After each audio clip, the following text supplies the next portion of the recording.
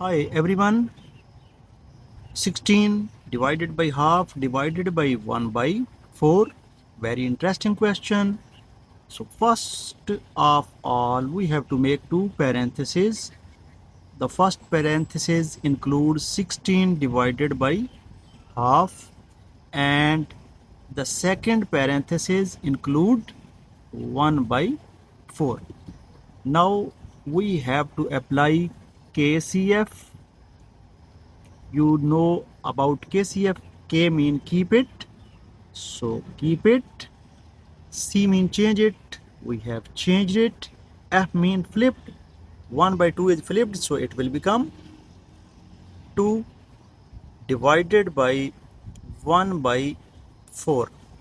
Now 16 times 2 is equal to 32 divided by 1 by 4.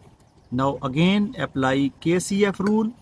So KCF rule is keep it, yes, change it, yes, 1 by 4 is flipped, so our answer will be equal to 128. Thank you.